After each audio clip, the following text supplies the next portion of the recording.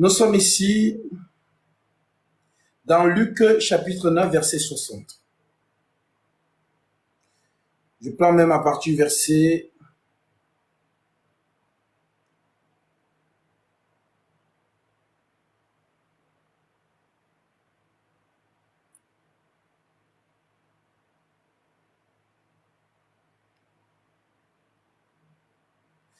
Je prends à partir du verset 57. Pendant qu'il était en chemin, un homme lui dit, Seigneur, je te suivrai partout où tu iras. Jésus lui répondit, les renards ont des tanières et les oiseaux du ciel ont des nids.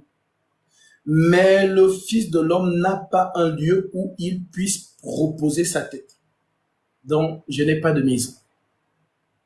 Le Dieu Tout-Puissant. Il dit à un autre, suis-moi. Et il répondit, Seigneur, permets-moi d'aller d'abord ensevelir mon Père. Mais Jésus lui dit, laisse les morts ensevelir leurs morts. Et toi, va annoncer le royaume de Dieu. Donc, il y a des gens que vous voyez dans la vie de chaque jour là. Tu la vois, sa vie, ce sont les sacs de marque. Sa vie, c'est de se faire belle. Sa vie, c'est de vivre une vie qui nourrit la chair, les passions de la chair. C'est ça sa vie. C'est ça qui rythme son quotidien. Elle ne vit que par ça. Il ne vit que par ça. Alors, ces gens-là, Jésus les appelle les morts. Ils sont morts quoique vivants. Parce que la mort peut les surprendre à tout moment. Alors Jésus nous dit donc, à quoi sert à l'homme de gagner le monde s'il perd son âme? Ça t'a servi à quoi? L'âme, c'est une flamme. Donc, tu as décidé de vivre, disons, 25 ans de belle vie de la chair pour aller souffrir éternellement dans un lieu de grincement de dents et de douleur. Ce n'est pas moi qui le dis. Le Père nous a tout dit. Je vous lis ici Luc chapitre 16, verset 19.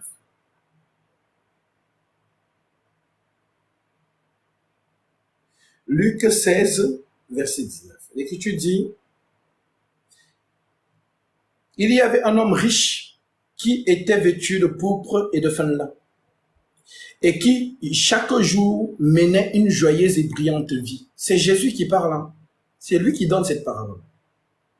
Donc, vous n'êtes pas les premiers sur la terre de vivre une vie de la chair, nourrir sa chair.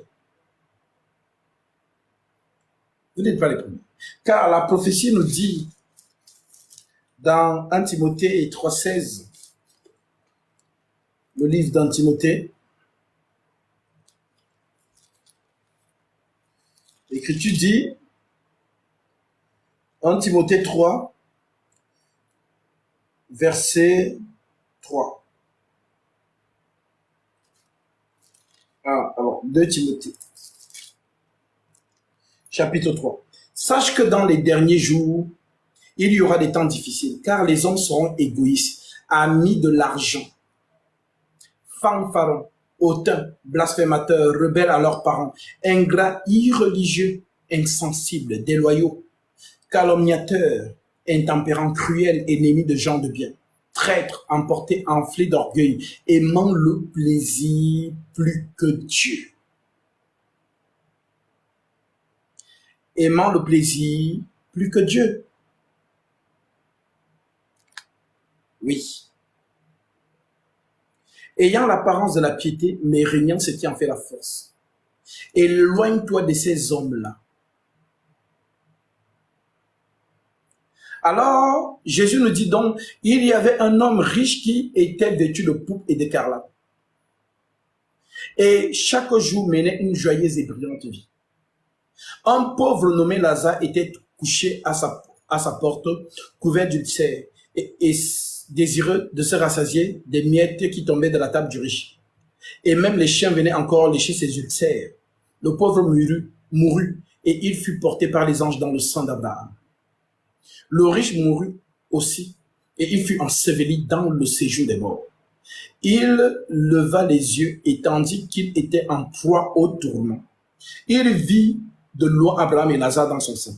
Il s'écria, Père Abraham, aie pitié de moi, et envoie Lazare pour qu'il trempe le bout de son doigt dans l'eau et me rafraîchisse la langue, car je souffre cruellement dans cette flamme.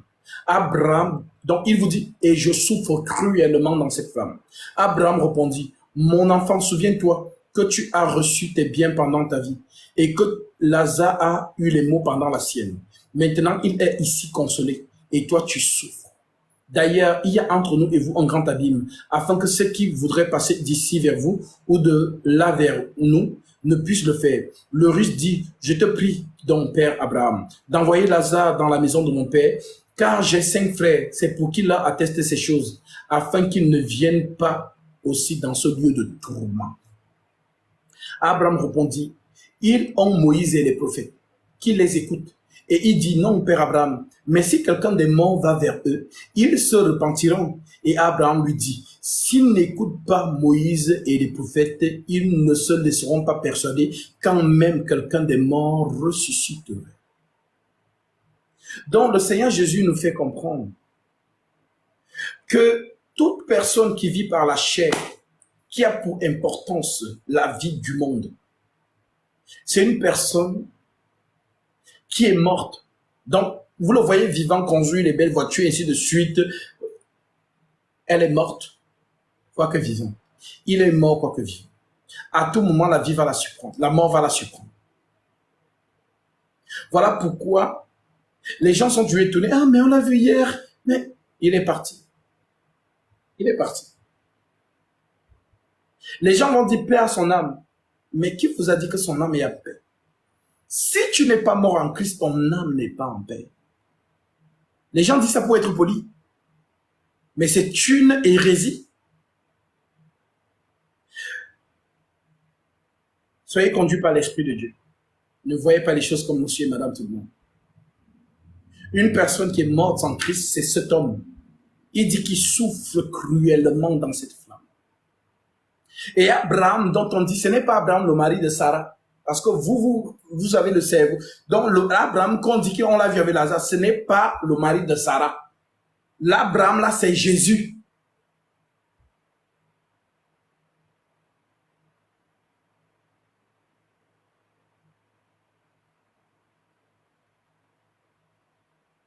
Alors, ma sœur, le Seigneur nous donne le nécessaire pour que nous puissions vivre.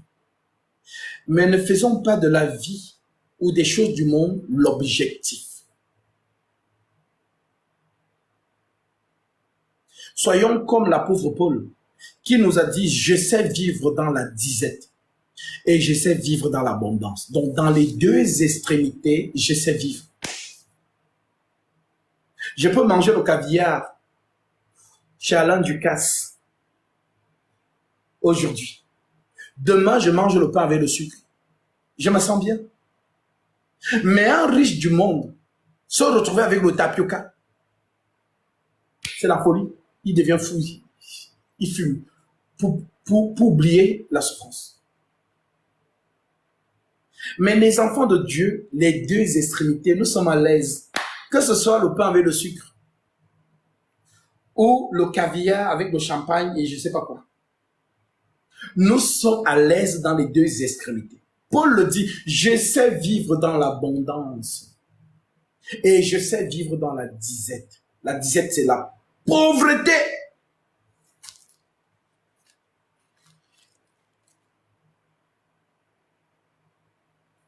Les deux extrémités ne nous impressionnent pas. On a invité un peu Jésus partout pour aller manger. On nous parle de Zachée. On dit qu'il était très riche, Zachée. Jésus a dit, descends, je mange chez toi ce soir. Ils sont partis. Zaché, tellement il était content que le Seigneur était chez lui, il a dit, Seigneur, je prends mes biens. Et tout ce que j'ai escroqué, je les rends au double. Jésus était invité par des gens qui avaient un peu, ils mangeaient. Et ces gens-là comprenaient qu'en fait, ce qu'ils avaient n'était pas plus important. Voilà pourquoi Zaché était tellement content que non, il voulait se débarrasser même de tout ce qu'il avait. Parce qu'il était tellement content de voir le Seigneur.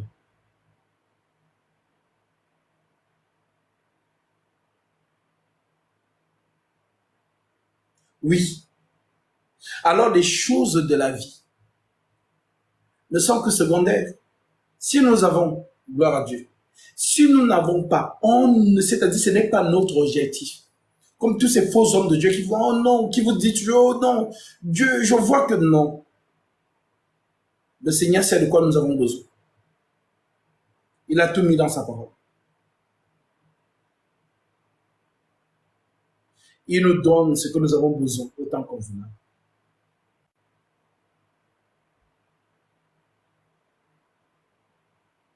Oui. Alors, notre objectif, c'est la justice, la parole. Pendant que le monde crame, court, voilà, elle se tue, stratégie, comment elle va faire pour avoir un gros chiffre d'affaires et tout. Non, le Seigneur, toi, t'a dit, ne t'inquiète pas de ces choses. 1 Timothée chapitre 6.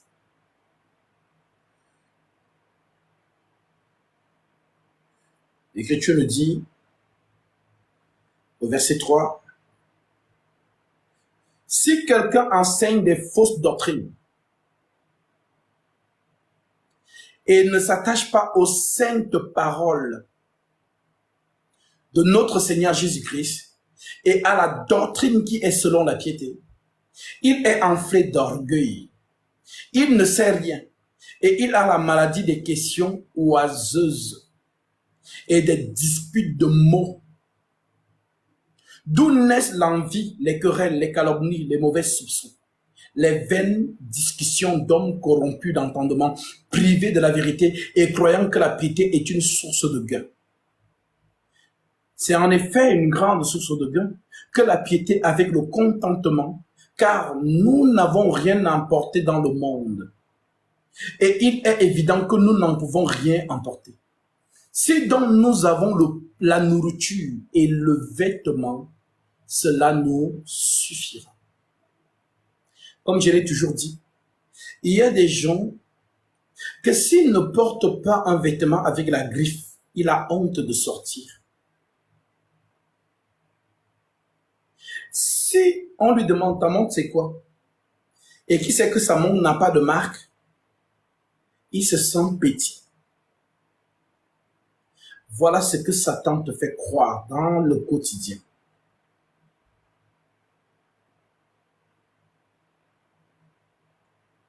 Parce qu'on te fait croire que la simplicité, c'est la pauvreté. C'est quelqu'un qui n'a pas de place dans la société. La simplicité. Alors, il faut qu'elle fasse tout pour montrer qu'elle a sac Chanel. Ma sœur. Sac Chanel, porter ce sac, ce n'est pas mauvais. Mais ne fais pas de ça l'objectif. Sois morte dans ces choses. Voilà pourquoi on vous dit que la femme de Proverbe 31, les produits ne lui feront pas défaut. Si tu marches avec sac Chanel demain, gloire à Dieu. Si tu marches avec le plastique, gloire à Dieu. Elles vont se moquer de toi. Mais tu n'es plus là pour plaire à l'audience humaine. Tu es là maintenant pour plaire à Jésus-Christ. Je vous assure, regardez Marie de Magdala. Je vous l'ai toujours dit, cette dame était, cette sœur, elle était une escort girl qui fréquentait l'élite de Jérusalem. Tous les hommes qui avaient un peu la connaissaient. C'était ses clients. Le jour qu'elle apprend que Jésus est dans la maison de Simon. Elle court, elle entre, elle a forcé d'entrer. Et les gens ont dit, ah, qu'est-ce qu'elle fait ici?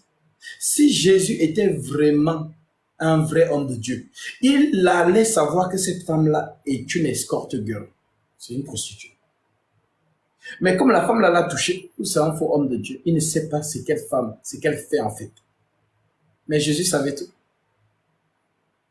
Voilà pourquoi même si tu es à quel niveau avec ta prostitution, même si tu es une escorte, ma sœur, il n'est jamais trop tard. Tu es un modèle, Marie de Magdala. Cette femme était zélée, plus que tous les apôtres. Elle était zélée. Quand on parle de transformation, le Seigneur, voilà pourquoi il a dit, partout on parlera de moi, on parlera aussi d'elle. Alors, n'aie pas honte. Mais dis-toi que si Jésus a transformé Marie de Magdala, il peut aussi me transformer. Il n'est pas trop tard. Il faut juste que tu t'en rendes compte. Est-ce que tu veux nourrir ta chair humaine ou est-ce que tu veux nourrir ton esprit? La chair ne sert de rien. La chair est appelée à mourir et elle n'héritera pas du royaume des cieux. Alors Jésus te dit, à quoi sert à l'homme de gagner le monde s'il perd son âme? Gagner le monde, c'est avoir des belles voitures, beaucoup d'argent dans le compte en banque, les sacs Chanel, tout ce que les clients vous donnent. Un clin d'œil à toutes les filles qui sont dans le sugar-dadisme. Ce n'est pas une vie. Mais il n'est jamais trop tard.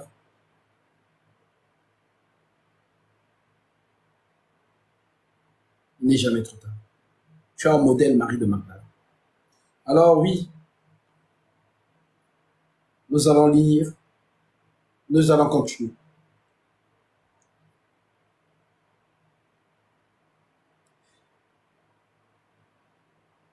C'est en effet une grande source de gain que la piété avec le contentement, car nous n'avons rien emporté dans le monde, il est évident que nous ne pouvons rien emporter. Si dont nous avons le pain, si dont nous avons la nourriture, le vêtement, cela nous suffit. Mais ceux qui veulent s'enrichir tombent dans la tentation, dans les pièges et dans beaucoup de désirs insensés et pernicieux, qui plongent les hommes dans la ruine et dans la perdition. Car l'amour de l'argent est la racine de tous les maux. Et quelques-uns en étant possédés, donc posséder, quand on dit posséder, ça veut dire que la personne, c'est le matériel. C'est-à-dire que cette personne est le matériel, l'argent, la voiture, donc c'est ça qui rythme son quotidien.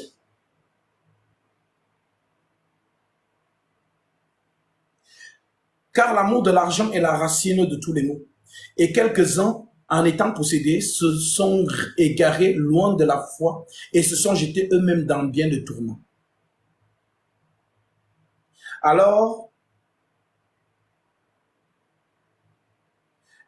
pour toi, homme de Dieu, fuis ces choses et recherche la justice, la piété, la foi, la charité, la patience, la douceur, le bon combat de la foi. Saisis la vie éternelle à laquelle tu as été appelé et pour laquelle tu as fait une belle confession en présence d'un grand nombre de témoins. Je te recommande devant Dieu qui donne la vie à toutes choses et devant Jésus-Christ qui fit une belle confession devant Ponce Pilate de garder le commandement et de vivre sans tache, sans reproche jusqu'à l'apparition de notre Seigneur Jésus-Christ, que manifestera en son temps le bienheureux, le seul souverain, le roi des rois, le Seigneur des seigneurs, qui seul possède l'immortalité et qui habite une lumière inaccessible que nul homme n'a vu ni ne peut voir, à qui appartient l'honneur et la puissance éternelle.